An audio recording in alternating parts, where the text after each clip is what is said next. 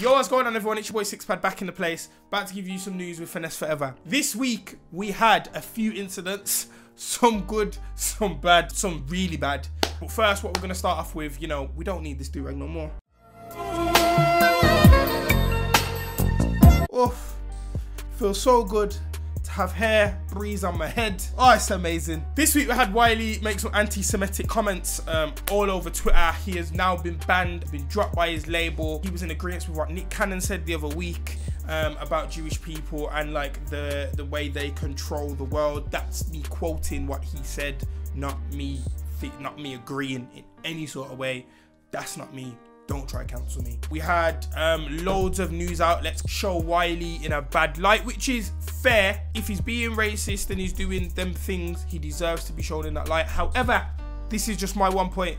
Show the same kind of standards to Katie Hopkins, Tommy Robinson, or them other idiots. Show the same kind of vim that you've shown Wiley over the past couple of days. You know, he's been on Sky News. He's been all over social media. He's been everywhere. You know, The Guardian as well. We'll get, oh, trust me. We'll get into The Guardian in a second. All I'm saying is give everyone the same amount of press and bad reputation that you've gave him this week. It is fair, but give the Katie Hopkins of the world, the Tommy Robinsons of the world, do that. Now, onto my favorite piece of news this week.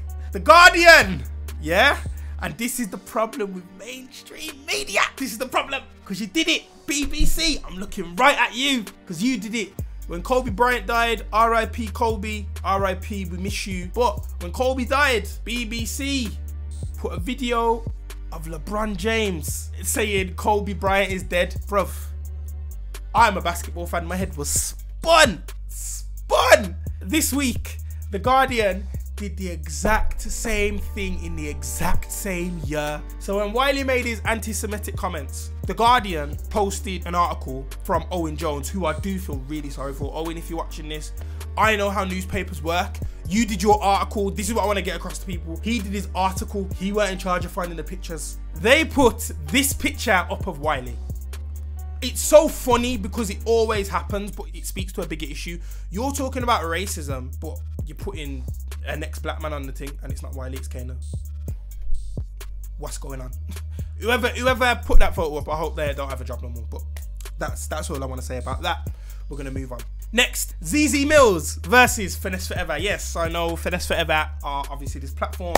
This is all my kind of thoughts on it, not the people of Finesse Forever. Me and Finesse Forever work together. This is a partnership. They didn't tell me to say this. This is coming from me. Zeze, I love ya, but blood, do your research, man. I don't like drill as much as yourself, yeah? I don't mess with it like that. I don't think it's a genre that's here to stay. However, what I will say is I can appreciate it, and I do understand that it takes some people out of bad situations, which I feel like you didn't do in that interview. I feel like you talked over the boys. I thought you talked over TK and SK. I thought you didn't really listen to what they were saying. You just already had your answers prepared for them, and you didn't try to understand either. I feel like your job as an interviewer, you know, if anyone wants to give me an interview, I'll show how it's done. You are supposed to listen and then react, but you can't be cutting them, turned into an argument. I get it's the Zeze Mills show, but it's an interview. You need to let people talk and, you know, get their points across before you jump in on them. But I digress. But boys, you did yourself proud. Finesse Forever. I'm so glad when I was watching it, I was like, I work alongside these people. You did me really proud. You know, once again, as I said, I'm not the biggest drill fan. I'm never going to claim that I am. But I did think that the positivities of drill music and where it can take people. Now, we're moving on to some sad piece of news. So Digga D has been recalled to prison. We don't know what for yet. Speculation all over Twitter and Instagram is telling me that he got a recall to jail again for inciting violence on his Snapchat for a song. Really don't hope that's true. Just because if it is true, leave the boy alone. He can't play music in peace. What? Digga D is he's coming off a hot song with Boy, and you know, to kind of hear that he's been recorded to prison, and there was a video of it, roll the tape production. Yep. Boy, out right now. Stream it, recall back to jail. Free the guys. Don't know why. Mad thing. You know, to be called off that now, like he seems like, I can imagine he's probably like, yeah, stream Boy, get that. Don't know why I'm being called to prison, but I can imagine he doesn't want to go back to prison. He doesn't want that. He wants to live freely. He wants to do what he wants to do. He wants to make music because he's good at making music.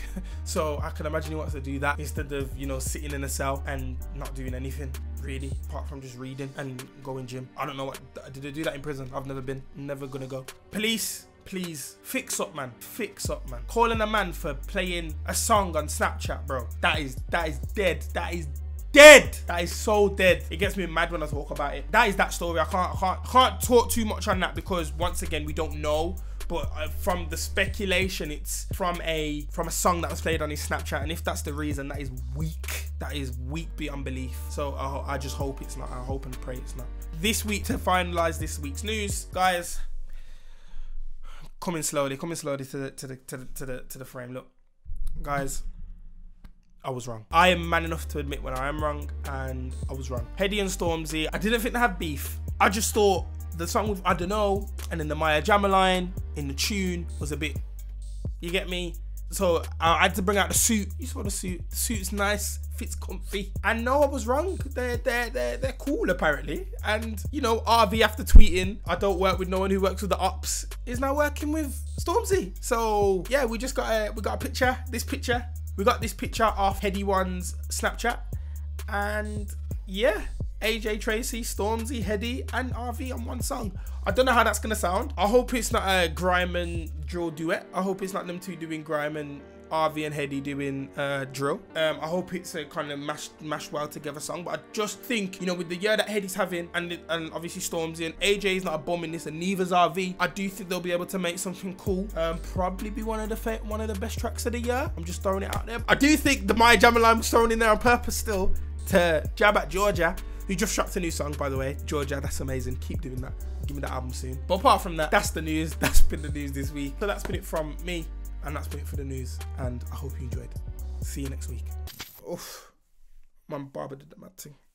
ID Barbers, Birmingham, if you need it. Get at him.